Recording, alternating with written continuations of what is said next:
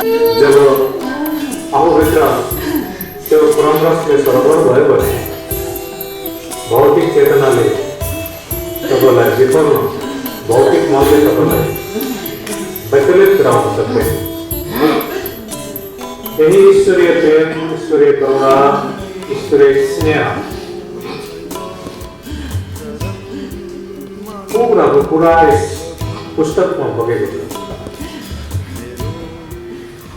यहाँ तपाईँले प्रत्यक्ष शक्तिको प्रभावलाई पनि अनुभव गर्न सक्नुहुन्छ, प्रेमलाई पनि अनुभव गर्न सक्नुहुन्छ, करुणालाई पनि अनुभव गर्न सक्नुहुन्छ, स्नेहलाई पनि अनुभव। जब स्नेहको अनुभूति हुन्छ हृदय तरङ्गित हुन्छ। स्नेहको परिभाषा नै जब स्नेहको स्पर्श अनुभव हुन्छ हृदय तरङ्गित हुन्छ, हृदयमा अनन्त भक्तिको, प्रेमको, करुणाको, आनन्दको लहर उठ्न सुरु। त्यसैको लागि नै मान्छेले वर्षौं वर्ष तपस्या गर्छ, तर फेरि पनि मनको अनुरूप तरिकालाई प्राप्ति गरेर अर्को भ्रममा पर्न सुरु गर्छ। तर यस गुरुको पुकार पुस्तकमा जो चिज तपाईँले प्रत्यक्ष पाउनुहुन्छ यो कुनै शब्दले या पनि खोजेर पाउन सक्दैन हो। यसको लागि पाउने ताकि अनुभूति पाउने, ताकि अनन्ततामा डुब्ने रमाउने, त्यसको लागि पनि तपाईँको भित्रका फेरि पात्रता आउनु जरुरी छ।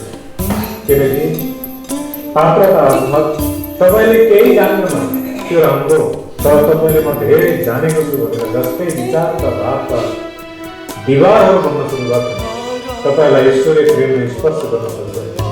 ईश्वरीय प्रेमको, स्नेहको, करुणाको अनुभूति हुन सक्दैन, किनकि त्यहाँ मपनको प्रेम जागृत हुन्छ, जुन प्रेममा प्रेमको एउटा गन्ध पनि आउँदैन। त्यो भएर त्यो प्रेमलाई मार्नुपर्छ अनि मात्र प्रेम प्रकट हुन्छ। जबसम्म प्रेम रहन्छ प्रेम आउँदैन, जब प्रेम आउँछ प्रेमको बस्ने हुन्छ अनि मात्र फेरि तपाईँको दृष्टि निर्मल हुन जान्छ। किनकि हामीले संसारलाई हेर्नु दृष्टि छ, दृष्टिभित्र भाव बग्ने गर्दछ, त्यो भाव हाम्रो चित्तसँग सम्बन्ध हुन्छ। चित्तमा जस्तो प्रकारको भावहरू सञ्चित भएका छन्, जस्ता प्रकारका कर्महरू सञ्चित भएका छन्, केही भाव ऊर्जा नै आँखाको दृष्टिबाट बग्ने गर्छ, जसको कारणले गर्दा भाव निर्मल हुन सक्दैन। निर्मल नबन्दासम्म कुनै पनि प्रेमको अनुभूति प्राप्ति हुन सक्दैन। कसैले निराकारको रूपमा चिन्ने प्रयास गर्छ, कसैले साकारको रूपमा चिन्ने प्रयास गर्छ, कसैले कुनै आकारको रूपमा चिन्ने प्रयास गर्छ, कसैले भगवान भन्छन्, कसैले भने भगवान भन्छन्।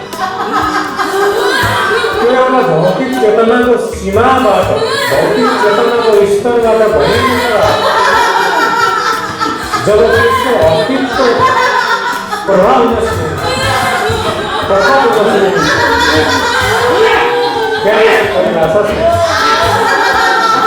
त्यहाँ मात्र अस्तित्व छ, जसले मात्र अनुभूति दिन्छ। त्यो अनुभूतिको हर्षमा जाइन्छ। जबसम्म विचारहरू प्रेम त्यहाँ अनेक प्रकारका द्वन्द्वका विवाहहरू उभिएका छन्। जब त्यही द्वन्द्वको विवाहमा हामी त्यसलाई भत्काउन सुरु गर्छौँ भने त्यही द्वन्द्वको विवाहबाट द्वार बन्छ, त्यही द्वार बन्दछ अनि त्यही द्वारबाट प्रवेश गरेर हामीले फेरि त्यो अनन्तताको त्यो आत्मिक अनुभूति प्राप्त। जसले जसरी जे भने पनि जसरी बुझे पनि त्यो मात्र बाहिरी बुझाइ हो। एक पटक त्यो समस्त बाहिरी बुझाइहरूलाई छोड्नै पर्छ। यदि त्यो बाहिरी बुझाइलाई छोड्न सकेको छैन भने त्यो फेरि पनि द्वन्द्वमा छ, फेरि पनि द्वैतको सङ्घर्ष हुन्छ। उसले अझै पाएको छैन उस अनन्तलाई। किनकि त्यहाँ कुनै शब्द छैन, त्यहाँ कुनै शब्द होइन, त्यो कुनै शब्दले बुझाएर बुझिने कुरा हुँदै हो। मन र बुद्धिले त केवल शब्दको आधारले मात्र चिन्ने प्रयास गर्छ। त्यही फरक छ यस पुस्तकमा। तपाईँलाई यदि शब्दले बुझाउन चाहँदैन, शब्दको माध्यमबाट तपाईँलाई तथ्य डुबाउन चाहन्छ र तपाईँ डुबी हुन्छ अनि अनुभूति हुन सुरु हुन्छ। यो भौतिक चेतना जसले हामीलाई दुःखको अनुभूति गराउँछ, दुःखको कारण हुन्छ, त्यो तक्षण गायब हुन्छ अनि तपाईँलाई अनुभव हुन सुरु हुन्छ।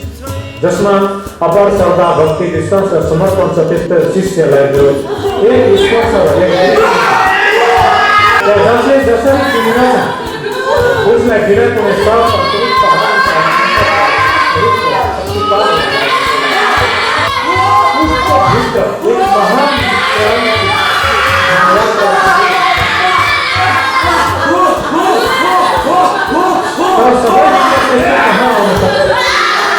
त्यसको पात्रमा भएको व्यक्तिको मार्ग एकैछिनमा पनि मैले गुणस्तको दर्शन गराइदिनु छु। म त्यस साधकलाई पूर्णत्व प्रदान गर्न बाध्य हुँदैन। म त बिर्सु भनेर नै आएको छु। यसको लागि गुरुको रूपमा बसेको छु। तर यहाँ तर्क, मन, बुद्धि, पद, प्रतिष्ठा, जात, उमेर, शरीर, वेशभूषाका दासहरूले यति सहजले कसरी मान्न सक्छन्? किञ्चित पात्रता भएको व्यक्ति आइहालेको देशमा स्वार्थ र ल्याउटा सेवी हुन्छ। त्यसलाई सफाइ गर्दा कतै लाग्छ। भोलि पखाली गरेन भने पात्रमा पनि आउँदै म त साक्षात् क्रम कृपालाई भोगाउने प्रयास तर पनि कहिले काहीँ सर्कको खाल नाग्न साह्रै गाह्रो पर्दो रहेछ। तर पनि कहिले काहीँ सर्कको प्रथम नाग्न साह्रै गाह्रो पर्दो रहेछ। म लगातार ध्यान गरेपछि मात्रै कमलसूत्र प्राप्त गरेका थिए। आज लाखौँ मान्छेहरूले यिनै गीतहरूको माध्यमबाट यो अनुभव आनन्दलाई प्राप्त गर्न पाइरहेका छन्। कति मुश्किल छ सत्यलाई बोध गर्नको लागि। सजिलै सत्यको अनुभव पाउन सक्नेमा हर कोही भगवान बन्ने थिए। तर मेरो लक्ष्य अति सरल तरिकाले सबैलाई साधना बिना नै सजिलै दीक्षा र दृष्टिबाट आत्मबोध र सद्ज्ञान प्रदान गर्नु हो। मेरो जीवनको उद्देश्य नै बुद्धको देश बुद्धको अभियान हो। उचित पात्र र सङ्गठन मिल्न मुस्किल पर्दो रहेछ। म त कमलसूत्रको ज्ञान दिन चाहन्छु तर कसैमा पात्रता नै पाउँदैन। म त देशभरि नै एउटा बुद्ध होइन, एउटा दुईटा बुद्ध होइन, हरेक व्यक्ति बुद्धहरू बन्न सकिन्छ। तर यस्तो पात्रता र यस्तो सपना कहिलेसम्म साकार हुन सक्ला भन्ने बारे चिन्तन गरिरहन्छु। कर्म गर, फलको आशा नगर भन्ने भनाइलाई लिएर अगाडि बढ्ने प्रयास भने जारी नै रहनेछ। यस भौतिक बजारको दौडमा आजको यो भौतिक यान्त्रिक वैज्ञानिक युग भन्दै हरेक दिव्य अस्तित्वलाई तुलनात्मक दृष्टिले हेर्ने गरिन्छ। हरेक क्षेत्रमा फाइदा र नाफा नोक्सानको मात्रै हिसाब स्वार्थको तराजुमा विविध भावको तुलना गरिन्छ। यो असम्भव। त्यति मात्र होइन, पराविज्ञानका रहस्य कमलसूत्र र ब्रह्मसूत्र जस्ता विद्याहरूलाई पनि स्वार्थकै तराजुमा तौलिने गरिन्छ। आध्यात्मिकताको पूर्णतामा हार जित, सम्पत्ति विपत्ति, आय व्यय, जात पात आदि संसारिक सीमाहरूको कुनै महत्त्व हुँदैन। विधि र बुद्धत्वको मात्र महत्त्व हुन्छ। अनेकौं रीतिरिवाज र धर्म संस्कारहरूको बन्धनहरूबाट मुक्त गर्न अत्यन्तै कठिन छ। रक्तको कण कणमा र हरेक दृष्टि सर्वरमा हिँड्ने सांसारिक बन्धनहरूको छाप परेको छ। संसारलाई सत्यको पथमा डोर्याउन अत्यन्तै कठिन छ। विषय विकार र काम वासनाको गुलाम बनेको छ। फेरि पनि मेरो इच्छा अनि चाहना यही छ कि सबैले ब्रह्मसागरमा डुबुल्की लगाउन सकौँ, सबैको कल्याण होस्, जीवनमुक्त महाजीवनको प्राप्ति होस्। गुरुको पुकार न त यो देहमा हो, न त यो शरीरमा हो, न त यो अक्षरमा हो। जसले यस गुरुको पुकारको महिमालाई बुझ्दछ उसलाई ईश्वर पाउनलाई, ईश्वरको साक्षात्कार गर्नको लागि धेरै बेर लाग्दैन। लाग्छ त उसले आफ्नो मनलाई स्थिर गराउन, मनलाई एउटा स्थिरताको सूत्रमा ल्याउनको लागि मात्रै गर्छ। किनकि जति पनि उसको भित्रको दुःख कष्ट या वेदनाहरू छ त्यो सबै मनको कारण। मन एकदम धमिलो छ, मन एकदमै झरीको बादल जस्तै छ, जसको कारणले गर्दा दिव्यताको रस बग्नको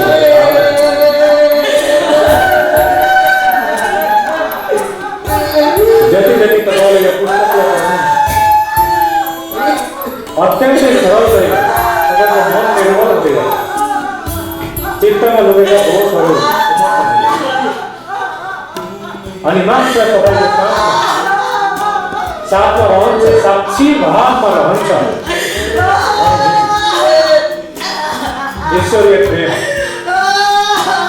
ईश्वरीय करुणा, ईश्वरीय स्पर्श, ईश्वरीय स्मरण, जुन कुरा जुनी खोजिरहेको जब त्यो प्राप्ति हुन्छ,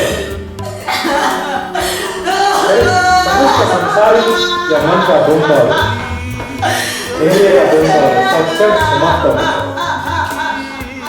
जब समाप्त हुन्छ त्यो फल नै आफैमा ब्रह्म हुन्छ, ब्रह्म समाहित हुन्छ। त्यस कारणले गर्दा जति पनि ईश्वरीय अनुभूति या ईश्वरीय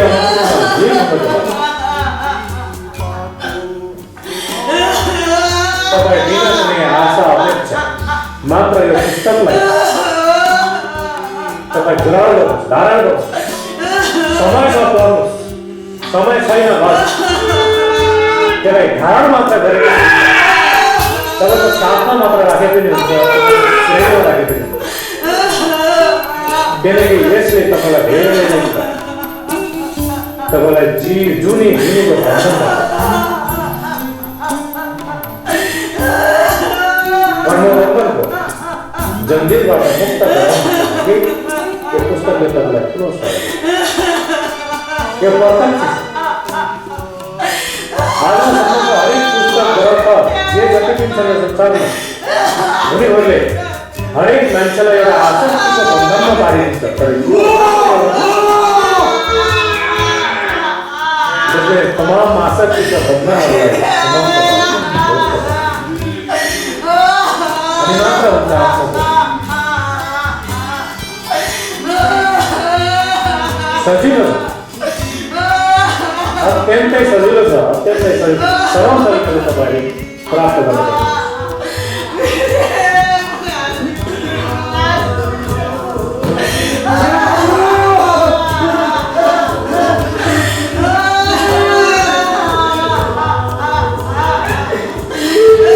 यदि तपाईँले यो पुस्तकलाई अहिले यहाँ कोही भ्यालु छैन, किन भ्यालु छैन भने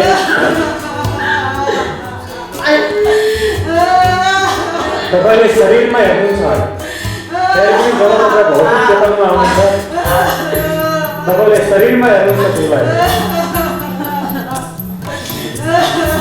अनि त्यहाँ मन र इन्द्रिय बुद्धि र चित्तले कार्य गर्न सुरु गर्छ।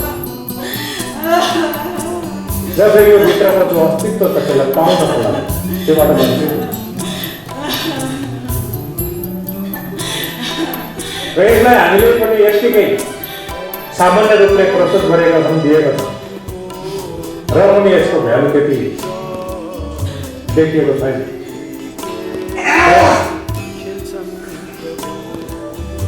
तर पनि यो भित्रको जो अनन्तता छ, यसको जो अस्तित्व छ, यो कुनै शब्दले व्याख्या गर्न सक्दैन।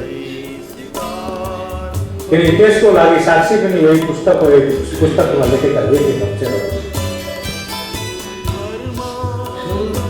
त्यो कोही मेरो शिष्य नै बन्न जरुरी छैन। नम्बर 1 त मैले कसैलाई शिष्य बनाउने मैले शिष्य बनाउनु मेरो लक्ष्य होइन। त्यो गुरु शिष्य बनाएर गुरु शिष्य बनाउनु पनि त्यो एउटा बन्धन हो। त्यो मैले गुरु शिष्यको बन्धनमा बाँध्नु पनि मेरो लक्ष्य होइन। मैले तपाईँलाई मात्र अनुभूति दिनु हो कि सत्य के हो र त्यो सत्यमा कसरी लिनुहुने मैले बुझाउन बताउन खोजेको त मात्रै। जबसम्म तपाईँ त्यो बुझ्ने प्रयासमा जबसम्म बुझ्न सक्दैन तबसम्म तपाईँको लागि मैले केही भन्नुपर्छ।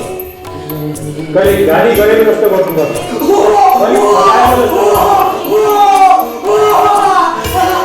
किनकि मैले तपाईँलाई कतिवटा भगाउन थाइरहेको त्यसको लागि नैतिक र अनुशासनको डोरीभित्र सीमाभित्र राख्नको लागि ताकि तपाईँले त्यो पूर्णत्वलाई त्यो सत्यलाई बोध गर्न सक्नु। यदि सत्य बोध नगर्दै या सत्य बोध गरेर पनि त्यसलाई स्थिर राख्नको लागि यदि तपाईँले मन र इन्द्रियलाई बसमा राख्न सकेन, मन र इन्द्रियको बहकाइमा तपाईँ भड्कियो भने पनि तपाईँले एकछिन बोध गरेको पनि फाइदा हुन्छ। त्यो फेरि त्यो लस्ट हुन सक्छ, त्यो नष्ट हुन सक्छ। फेरि तपाईँ मात्र एउटा सफलता जस्तै थियो छैन जस्तो। त्यस कारणले गर्दा त्यसलाई स्थिर गराउनको लागि निरन्तर त्यसमा डुबिरहनको लागि पनि फेरि कहिले गाली गरेको जस्तो गर्नु, किनकि त्यो मात्र मन र इन्द्रियको लागि। किनकि हरेक मान्छे त्यही मन र इन्द्रियको गर्छन्, हरेक मान्छे त्यही मन र इन्द्रियको दासत्वमा बाँच्छ। त्यसैले दुःख दिएको छ, पीडा दिएको छ, एकछिन हँसाउँछ फेरि जिन्दगी भरिको मात्र मन र इन्द्रियको व्यापार हो। जब तपाईँले यो पुस्तकलाई पढ्नुहुन्छ तपाईँले बुझ्न जरुरी छैन, बुझ्न जरुरी छैन। बुझ्ने भनेको नि मनले हो, बुझ्नेले हो। मन र बुद्धिबाट बनेको चेतना नै बुझ्ने हो। एक दिन त्यसलाई पनि छोड्नु। निर्विकार र निर्विकल्प भनेको नै यही हो। त्यहाँ भौतिक चेतनाको अस्तित्व हुँदैन।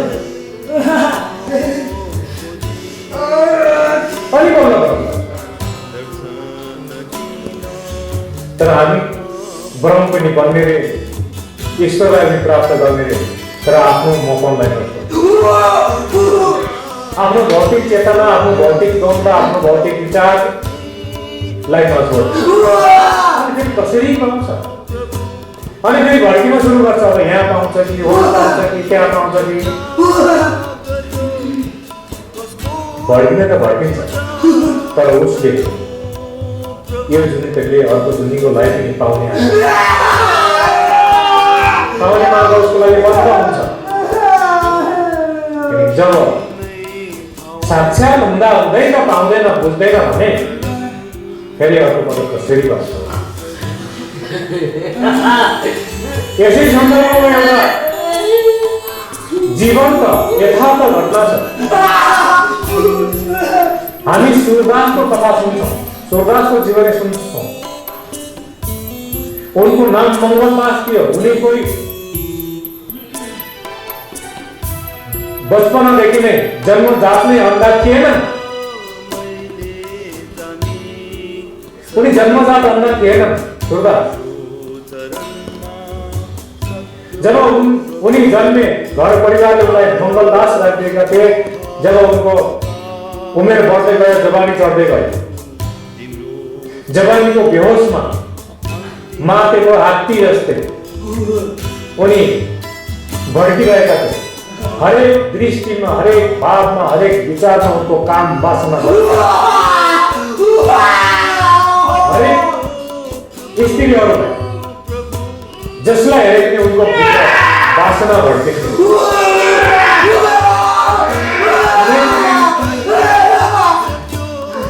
कसैप्रति पनि उनको राम्रो भाव हुने थिएन, वासना भड्किन्थ्यो। त्यस्तै क्रममा एक दिन घुम्दै जाँदाखेरि कतै जाँदै थिए, त्यहाँ उनलाई प्यास लाग्छ। पानी खोज्दै जान्छन्। पानी खोज्ने ठाउँमा एउटा पानीको धारो हुन्छ। त्यो पानीको धारोमा एकजना स्त्रीले, विवाहित स्त्रीले त्यहाँ पानी भरिरहेको थियो। पानी भरेको दिन उनी अत्यन्तै सुन्दर देखिन्थे। सुन्दर भौतिक रूपमा उनको सुन्दरताले त्यत्तिकै पनि पानी खान गएका जो सुरदास थिए, मङ्गलदास, उनलाई उनको रूप स्वरूपले भोग्दै उनी वासनामा जानुभएको थियो। अनि उनले पानी मागे, पानी खान थिए। त्यो क्रममा उनले उनको हातबाट दिएको थियो एउटा पानी थियो। त्यो पानी मात्र उनले पानी पिएन, केवल वासनालाई।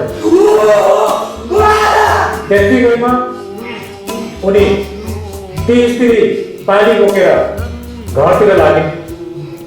ती मङ्गलदास पछि जाँदै गए, उनको पछि गए। उनी पनि घरभित्र प्रवेश गरे। उनी घर बाहिर बसिरहे। उनको पति बाहिर बसिरहेका थिए। उनलाई रिस पनि उठ्यो। आफ्नो भाल्ने प्रति आफ्नो श्रीमतीलाई कसैले पछ्याइरहेको छ। उनको सामनेमा घटित भइरहेको छ। उनलाई एकदमै क्रोध आयो। उनले सोधे, तिमी को किन आएको छौ? होइन, म यतिकै आएको, मलाई भोक लाग्यो, अब यहाँ म बस्छु, मलाई खाना खान चाहियो कुरा बनाउँदै किशोरदासले त्यहाँ बस्यो। तर उनको एउटै मात्र भावना के थियो, कतिखेर यो सुन्दर स्त्री सुन्दरी भित्रबाट बाहिर निस्किन्छ म फेरि हेर्छु। त्यही प्रकारको मात्र वासनाको भाव भड्किरहेको थियो। त्यत्तिकैमा उनका पति अझै रिसले चोर हुन्छन्। अनि भित्र जान्छन् र उनले आफ्नो श्रीमतीलाई भन्छन्, तैँले कुन तेरो कसलाई ल्याएर आएछ? को पछि ल्याएर आएको छ? कहिले पनि तेरो प्रयासको सम्बन्ध हुनुपर्छ मात्रै। के सम्बन्ध छ? तेरो पछि किन लाग्यो भनेर उनीहरूको बिचमा ठुलो झगडा भयो। अनि उनले भन्छन्, म निर्दोष छु, मलाई केही थाहा छैन। पँधेरामा यसले पानी माग्यो, मैले पानी खान दिएँ। अनि मेरो पछि आयो, म भित्र बसेँ। यो बाहिर छ, यति मात्र छ, मलाई केही पनि थाहा छैन भन्दा भन्दै पनि उनको ठुलो झगडा हुन्छ। दुईजनाको बिचमा ठुलो झगडा हुन्छ। अनि त्यसपछि झगडाको अन्तिममा उनले भन्छन्, मलाई अरू केही थाहा छैन, ठिक छ, म खाना बनाउँछु, खाना बनाउँदाखेरि तपाईँ पहिला खाना भन्छन्। अनि रेल हिस्टोर हुँदै हुने बाहिर भन्छन्, बाहिर बस्छन् एकछिन। कुरो त के गर्नु धेरै हुन्छ, किनकि आफ्नो श्रीमतीसँग पछि लाएर आएको छ। अनि त्यसपछि भित्रबाट उनले बोलाउँछन्, खाना खान आउनुहोस् भन्छन्। अनि दुवैजना उठेर आउँछन्। तर त्यो सबैभन्दा पहिला उनको श्रीमान नै पर्छन्। अनि उनले भन्छन्, खाना खाने थाल एउटै छ, तपाईँ एकछिन बाहिर बस्नुहोस्, अनि फेरि म तपाईँलाई बोलाउँछु भन्छन्। उनको श्रीमानले खाना खान्छन्, खाना दिन्छन्। त्यसपछि फेरि खाना खाएर उनी बाहिर बस्छन्। त्यसपछि फेरि त्यही थालमा उनले खाना हालिदिन्छन्। तर ल खाना खान आऊ भनेर त्यो अन्जान मान्छेलाई बोलाउँछ। भित्र आउँदाखेरि खाना खाने थालमा हेर्छन्, त्यो थाल जुठो थाल थियो उनको श्रीमानले खाएको। अनि उनले भन्छ, त्यो अनजान पुरुषले भन्छ तिमीले मलाई खाना खाना बोलाएर यस्तो जुठो थालमा खुवाउने। उनले भन्छन् केही फरक पर्दैन, यो त मेरो श्रीमानले खाएको थाल हो, तपाईँ खानुहोस्, अर्को थाल छैन, मैले यसैमा हालेँ। त्यो भन्दाखेरि मैले जुठो थाल कसरी खाएँ, मैले यो जुठो कसरी खाने तिम्रो श्रीमान हो। त्यतिखेर स्त्रीले एक झापट लगाइदिन्छ त्यो अनजान पछि मलाई थाहा लाग्यो तैँले मेरो पतिको जुठो थालमा भोजन गर्न सक्दैनस् भने म उनको श्रीमती म पति त कसरी। वासनाको दृष्टिले हेरेपछि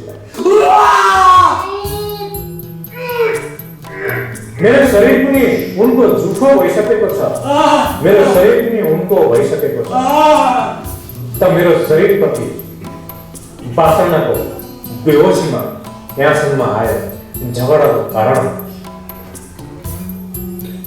त्यति भन्दाखेरि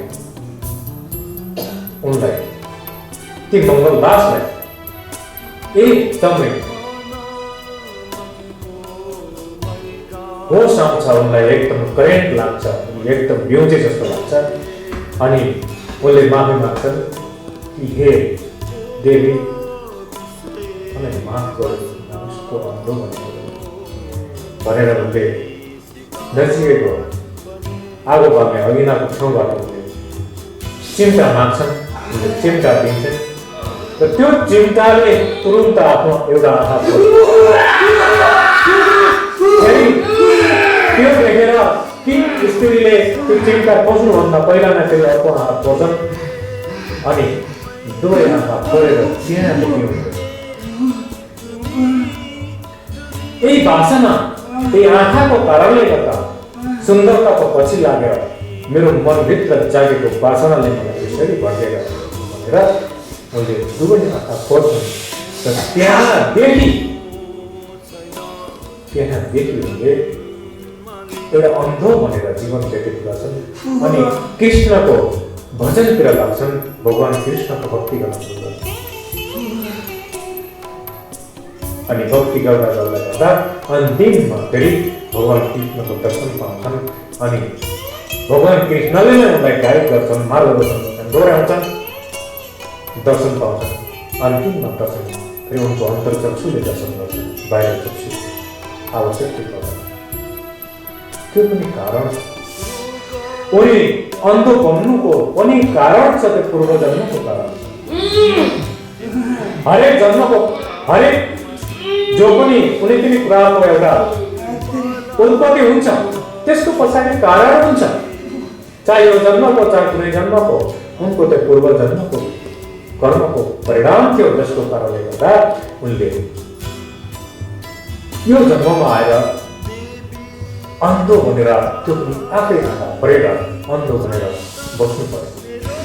कारण के थियो भने महाभारत कालमा भगवान कृष्णको समयमा उनी भगवान कृष्णका अत्यन्तै मित्र, घनिष्ठ मित्र, ज्ञानी पनि थिए जसको नाम उद्धव थियो। एउटा उनकै नाममा उनकै प्रसङ्गमा एउटा गर्भगीता बनेको छ। उद्धव ज्ञानी थिए, उद्धव अत्यन्तै प्रिय मित्र पनि थिए भगवान कृष्णको। जब उनले एकपटक जब वृन्दावन छोडेर जान्छ त्यसपछि ब्रिजवासीहरूलाई त्यहाँ हरेकले उनलाई एकदमै मिस गरिरहेका हुन्छन्। गोपिनीहरू त्यहाँका ब्रिजवासीहरूले भगवान कृष्णको प्रेमलाई उनीहरूले छोड्न सकेका हुन्छन्। त्यो सबै वैराग, प्रेम, ममता, पुकार, भक्ति सबै देखेर भगवान कृष्णले पटक उद्धवलाई पठाउनु, के उद्धव तपाईँ गएर त्यहाँ समस्त ब्रिजवासीलाई ज्ञान दिएर उनीहरू छटपटाइरहेका छन्, तडपाइरहेका छन् मेरो वियोगमा। अनि उद्धव त्यहाँ गएर समस्त ब्रिजवासीहरूलाई गोपीहरूलाई ज्ञान दिन्छ। हेर तिमीहरू कृष्णको पछि यति साह्रो किन लागेको? भौतिक शरीरलाई पछ्याएर यति साह्रो किन लागेको? निराकारको ध्यान गर, निराकारको भक्ति गर, निराकारमा प्राप्त प्रयास गर। ईश्वरको निराकारको भनेर सम्झाउन त्यति बेलामा गोपीले उनलाई ललिता, विशेष गरी ललिता, हे उद्धव, हामी उनको प्रेममा, उनको भक्तिमा हामी डुबिरहेको छौँ। उनको एक दर्शन पाउनको लागि हामी लालायत छौँ। तर तिमी भन्छौ निराकारलाई प्राप्त गर, निराकारको भक्ति गर। यदि त्यही निराकारले आज सोच साकार रूप धारण गरेर हाम्रो सामनेमा छ भने त्यो साकार रूपको दर्शन गर्ने त्यो निराकारको पछि लाग्यो। आफै बताऊ, तिमीले हामीलाई भड्काउने प्रयास गर्दैछौ। तिमीले हाम्रो कृष्णको र हाम्रो भक्त र ईश्वरको बीचको प्रेमलाई तिमीले टुटाउने प्रयास गर्दैछौ। म तिमीलाई भन्छु, तिमीलाई पनि कुनै दिन कृष्णको भक्तिमा वियोग हुन पर्यो, बिछोड हुन पर्यो। तिमीले अलि साक्षात कृष्णलाई पाएर बुझेन, निराकारलाई पाएर बुझेन, साकार रूपमा जो प्रत्यक्ष रूपले तिमीले दर्शन गर्न पाएन, सकेनौ। आउने दिनमा पनि तिमीले दर्शन गर्न पाउने छैन। किनकि तिमीले अहिले कृष्णलाई केवल भौतिक शरीरमा मात्रै, भौतिक शरीरलाई मात्रै, त्यही भएर तिमीले कृष्णको दर्शन पाउने भनेर भनेपछि उद्धवले, किनकि उनी त ज्ञानी थिए, उनले त ज्ञानको आधारले मात्र कृष्णलाई हेर्ने प्रयास गर्थे, बुझ्ने प्रयास गर्थे। अनि जब त्यो किसिमको श्राप वचन उनलाई लाग्यो, जब उनले मृत्युलाई प्राप्त गरे, उनले कृष्णको साक्षात दर्शन अर्थात् भित्री अस्तित्वलाई उनले कहिले पनि बुझ्न सकेनन्। अनि आएर कलियुगमा आएर उनले फेरि मङ्गलदास बनेर जन्म लिएर फेरि वासनाको लागि भड्केर आफ्ना दुवै आँखा, जसले साक्षात ईश्वरलाई देख्न सकेको थिएन, ती दुईटा आँखालाई कुनै कारण र बाध्यता, किनकि वासनाको कारणले गर्दा, चाहे शास्त्रको वासना हो, चाहे ज्ञानको वासना हो, चाहे धन सम्पत्तिको वासना हो, चाहे जस्तो सुकै कुराको वासना हो, वासना त वासना, त्यो वासनाको कारणले गर्दा त्यो देख्न सकेका थिएनन्। अन्तिममा त्यही वासनाको कारणले गर्दा दुई आँखा छोडेर अनि फेरि भगवानको भक्ति गर्नु परेको थियो। जब बडा मुस्किलले दर्शन पाउनु, निराकारको पछि लाग्ने दुनियाँ छ, तर साकारको अस्तित्व बुझ्ने पाउँदैन, किनकि त्यसको बुद्धि चलेको छ, विचार चलेको छ, मन चलेको छ, चित्त चलेको छ, जसमा केवल सडकमा जन्म जन्मका दोषहरू पाएको केही छैन। अनि उसले कसरी ईश्वरलाई अनुभूति गर्छ, ईश्वरको प्रेमलाई कसरी पाउन सक्छ? जुन कुरा असम्भव हुन्छ। अनि फेरि तिमी भड्किन सुरु गर्छ, हार्न सुरु गर्छ, खोज्न सुरु गर्छ। जति खोज्यो त्यति टाढा, जति खोज्यो त्यति टाढा।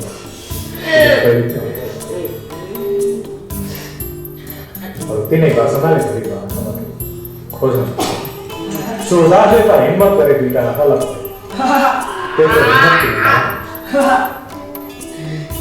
यसै क्रममै आज 25 डिसेम्बरको पनि हो कि क्या हो? 25 डिसेम्बर सबैले जिससलाई स्मरण गर्नुहोस्। जिसस अत्यन्तै पवित्र, अत्यन्तै दिव्य हुनुहुन्छ। आज उनको नामबाट धर्म बनेको छ, तर उनले धर्म बनाएन, किनकि उनी धर्मदेखि माथि छ। उनी धर्म होइन, राम धर्म होइन, कृष्ण धर्म होइन, बुद्ध धर्म होइन। हाम्रो स्वार्थको कारणले गर्दा धर्म भनेर बनाएर हामी आफ्नो साम्राज्य विस्तार गर्दैछौँ। तर उनी त धर्म होइन, उनका धर्म देखिन।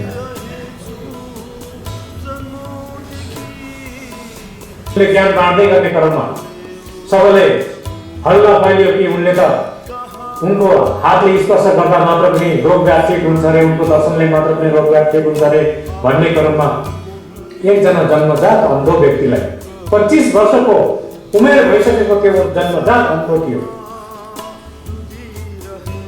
त्यो व्यक्तिलाई लिएर गाउँका मान्छेहरू आफ्ना आफन्तहरू आए कि जिसस,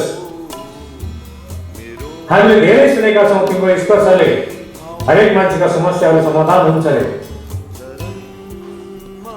आँखा नभएकाले आँखाको रोशनी नभएकाले आँखाको रोशनी आउँछ अरे, अनेक रोगबाट मुक्ति पाउँछन् रे। यदि यो साँचो हो यो यसलाई पनि यसको आँखाको रोशनी छैन, यसलाई रोशनी दिनु पर्यो भनेर उनीहरूले जिसससँग हात जोड्छन्, प्रार्थना गर्छन्। त जिससले भन्नुहुन्छ त्यो त ठिक छ, तर के यसले रोशनी दिएपछि आँखाको ज्योतिलाई प्राप्त गरिसकेपछि यसले के त्यो ज्योतिलाई धार्न सक्छ? के यसमा पात्रता छ त्यो ज्योतिलाई धारण गर्न सक्ने? विचार गर। भन्दाखेरि उसले पनि भन्छ, उनीहरूले पनि सम्झाउँछन्, बुझाउँछन्, प्रयास गर्छन् कि हामी प्रयास गर्छौँ, यसलाई सम्झाउँछौँ, त्यो सबै कुराहरूलाई पालना गर्छ भनेर त्यहाँ बाचा बन्धनको साथमा भनेको ठिक छ, म मेरो आशीर्वाद दिन्छु कि यसको आँखाको ज्योति वापस आउँछ। अनि भगवान जिससले उसलाई स्पर्श गर्छ, रियलमा उसको आँखाको ज्योति आउँछ। 25 वर्षको उमेर भइसकेको थियो, उसका आफ्ना आफन्त सबैलाई चिन्ता थियो, अन्धो भयो, उमेर पनि ठुलो भइसक्यो, बढिसक्यो, गइसक्यो, यो अन्धो छ, हो यसको जिन्दगी कसरी बित्ला भन्ने थियो। खुसीको सीमा रहेन, उसले नेत्र ज्योति पाए, दृष्टि पाए। अब उसले अचानक संसारलाई देख्न सुरु गरे, संसारको चकाचौध इन्द्रियका सप्तरङ्गीमा बनेको दुनियाँलाई हेर्न सुरु गरे। 25 वर्षसम्म नदेखेको संसार एक्कासी देख्न सुरु गर्यो। उसले त्यो धान्न सकेन, उसको भित्रको वासना एकै पटकमा बग्न सुरु गर्यो। अनि उसले त्यो आँखाको रोशनी पाएपछि त्यो आँखाको दुरुपयोग गर्न सुरु गर्यो। आँखाको जो ज्योति थियो, दृष्टि थियो, दुरुपयोग गर्न सुरु गर्यो। राम्रो नराम्रो कर्म गर्न सुरु गर्यो। कुनै केटीहरूलाई, सुन्दरीहरूलाई हेर्न सुरु गर्यो भने स्त्रीहरूलाई हेऱ्यो कि जिस्काउने अभद्र व्यवहार गर्न सुरु गर्यो। त्यो व्यवहार देखेपछि फेरि जनता मान्छेहरूले हार भयो, केही लागेन। त्यो त्यसको विकृति, त्यसको वितण्डता बढ्दै गयो अनि फेरि गाउँले वापस जिससको अघिमा ल्याएर भने, भगवान यसलाई त नेत्र ज्योति दिनु नै बेकार थियो, यसको नेत्र ज्योति वापस ल्याइदिनु, किनकि यसले त फेरि गाउँ घरमा सबलाई भाँड भैलो पार्न सुरु गर्यो। यसले कसैलाई पनि राम्रो तरिकाले देख्न सकेन। यो त बरु केही अन्धो अवस्था नै ठिक थियो, यसलाई यसको ज्योतिलाई वापस ल्याइदिनु भनेपछि जिससले भन्नुभयो, हेर म त सन्त हुँ, कहिले दिने कहिले गर्ने, मैले दिइसकेँ, मैले वापस दिने हो। मैले त्यही भएर पहिल्यै भनेको थिएँ, यसले धान्न सक्दैन, तिमीहरू जोड जबरजस्ती गर, तिमीहरू सबैको जोड जबरजस्ती गर्दा नै मैले दिएको हो। ठिक छ, फेरि भने यसको उपाय छ, यसको उपाय हो, यसको वासना भड्किरहेको छ, एकैचोटि संसार देखेको त्यसले धान्न सक्दैन, त्यो त मैले पहिला पनि भनेको थिएँ। अब यसलाई मेरो शरणमा, मेरो समेटेर आफै जब त्यो व्यक्ति जिससको सानिध्यमा बस्न सुरु गर्यो। ध्यान ज्ञानको प्राप्ति गर्यो, प्रेम स्नेहको प्राप्ति गर्यो। त्यसपछि उसको सारा वासना अनि फेरि उसको भित्र त्यो प्रेमको दिव्यताको अनकन्डिसनल लभ छ त्यो गर्नु सुरु गर्यो।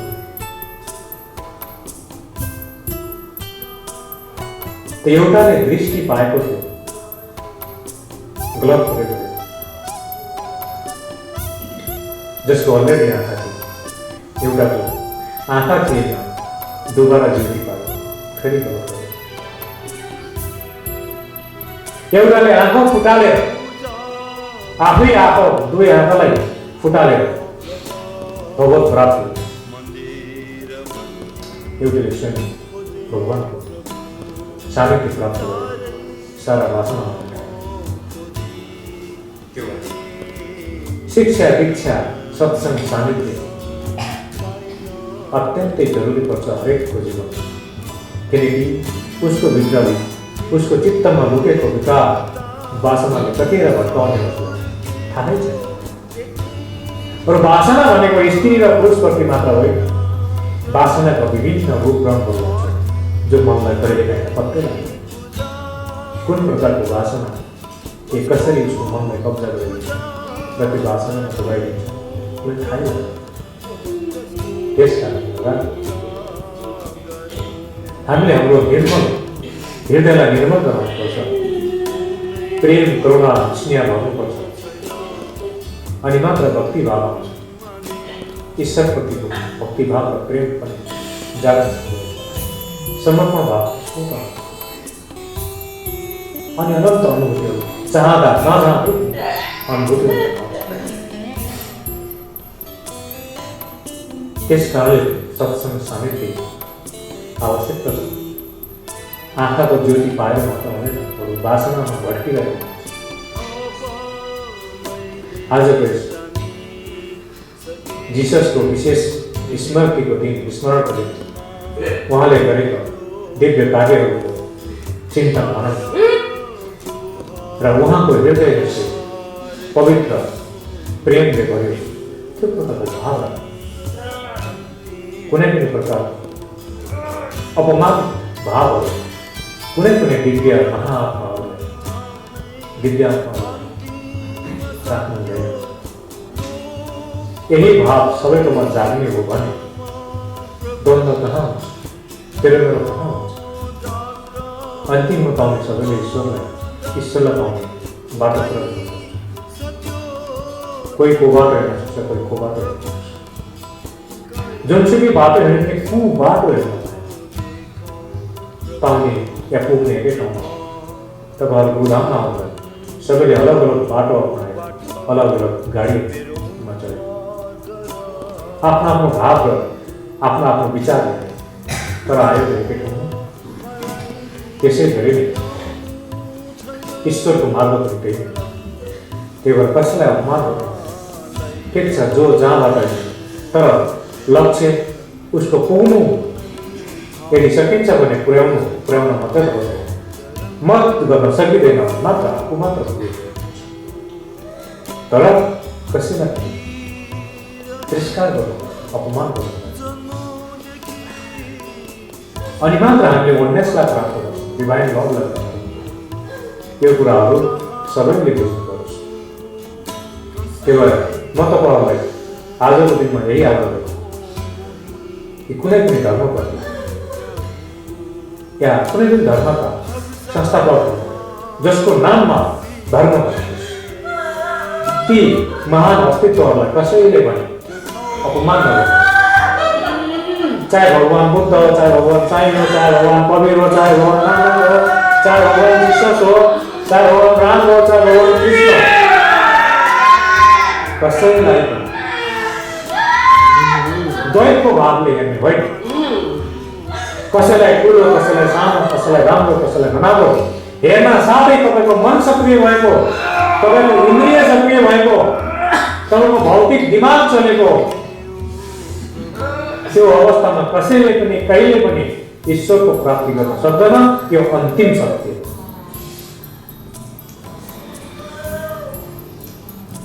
त्यो भएर तपाईँले म यस्तो हुँ, म उस्तो हुँ, म उसलाई मान्छु, म उसलाई मान्छु कदापि भन्ने होइन। कसैले त्यसो भन्छन् भने उनी बिचरा छन्, उनलाई ज्ञानको परिपक्वता छैन, उनलाई ज्ञानको उदय भएको छैन। पुस्तकीय ज्ञान र अरूले भनेको कुरामा उसले आफूलाई ज्ञानी भन्ने प्रयास गरेको छ, ज्ञानको उदय भएको छैन। त्यसकारण उसलाई क्षमा दिए, उसलाई फर्गिभनेसको भावले तपाईँ आफ्नो भित्रको चित्तलाई विचलित गराउनु, विकृत गराउनु। यो आजको लागि, आजको दिनमा सबैको लागि यो शिक्षा हो। बुझ्नुभयो? किनकि हामीले आफूले मान्दैला भन्दा राम्रो अर्काले मान्दैला नहुनु है। मान्ने होला जस्ता सुके हौ नौम्या, तर जुन अस्तित्व छ त्यो दिव्य छ, त्यो राम्रो हो। क्षमता बढाउनुहोस्, सबैको दर्शन मार्गदर्शन पाउन सक्ने। किन एउटाको मात्र पाउनु पर्यो तपाईँले? सबैको पाउन सके हुँदैन, सबैको प्रत्यक्ष दर्शन गर्न सके हुँदैन। क्षमता बढाउनु त त्यो हो। हामी भित्रको आँखालाई बन्द गर्छौँ, बाहिरको आँखाले झगडा, बाहिरको आँखाको कामै झगडा गराउने हो। किनभने राम्रो छ भन्छ होइन, नराम्रो छ भन्छ। त्यस कारणले गर्दा प्रयास गर्नुपर्छ यो द्वैतको दन्तबाट पर्छ। यो अत्यन्तै जरुरी छ सबको लागि। त्यसको लागि के धार्मिक आधार, त्यो भएर यो कुराहरू सबैले धारण गर्नुपर्छ। सबैलाई समभाव, सम्मान भाव, समको भावको अनुसरण गरेको त्यो यो सूत्र अत्यन्तै ठुलो छ, अत्यन्तै महत्त्वपूर्ण। यो कुराहरूलाई तपाईँहरूले ध्यान राख्नु। बुझ्नुभयो? त्यही भएर आफ्नो दृष्टिमा, भावमा द्वैतको आचरण जो बन्ने प्रयास गर्छ भने तत्क्षण समाप्त गर्नुपर्छ। अनि घरभित्रबाट श्रेयम पढ्नु सुरु गर्नुहोस्, परमको उच्चारण गर्न सुरु गर्नुहोस्। तपाईँको विचलित भइरहेको चेतना शालित हुनेछ अनि तपाईँले सबै कुराहरू अनुभव गर्नुहुन्छ।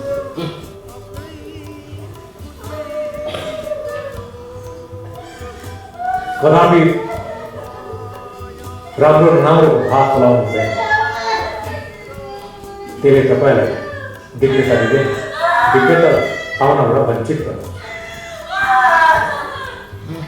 यो कुराहरू एकदम अनि मात्र सत्यलाई प्राप्ति हुन्छ। जो एउटै सत्य छ त्यसको प्राप्ति हुन्छ।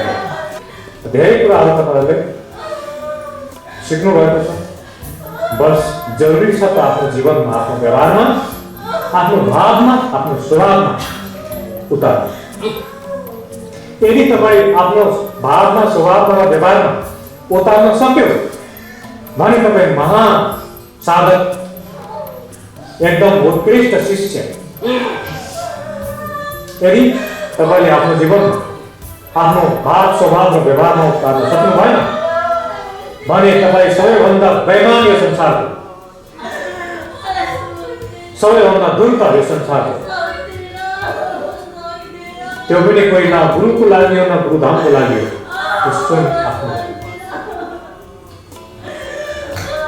स्वयंको लागि सबैभन्दा धूर्त, सबैभन्दा अहङ्कारी, सबैभन्दा पागल बन्नुहोस्। त्यो भएर ध्यान दिनु, सिकेका कुराहरूलाई आफ्नो पहिला भावमा उतार्ने, किनकि भावले चित्तलाई चलाउँछ, मनलाई चलाउँछ। अनि जब चित्त इन्द्रियमा चल्न सुरु गर्यो भने स्वभाव बन्यो। जब पूर्ण रूपले बाहिर त्यही अनुसार कर्म गर्न सुरु गर्यो भने व्यवहार हुन्छ। त्यही भएर भाव, स्वभाव र व्यवहारमा उतार अनि मात्र तपाईँ पर्फेक्ट शिष्य बन्न सक्नुहुन्छ, साधक बन्न सक्नुहुन्छ, दिव्यतालाई प्राप्त गर्नुहुन्छ। सकिन्छ। सुनेर मात्र सकिन्छ। भाव स्वभाव र व्यवहारमा उतार्नुहोस्, जीवनको कर्म गर्नुहोस्, सबैको जीवनको उद्धार हुन सकोस्, सबैले जीवनको सुख शान्ति आनन्द प्रेम स्नेहलाई पाउन सकोस् र जीवनमै आनन्दमय प्रेममय गर्न सकोस्। बोलो परम पूज्य परम गुरुदेव की, परम पूज्य परम गुरुदेव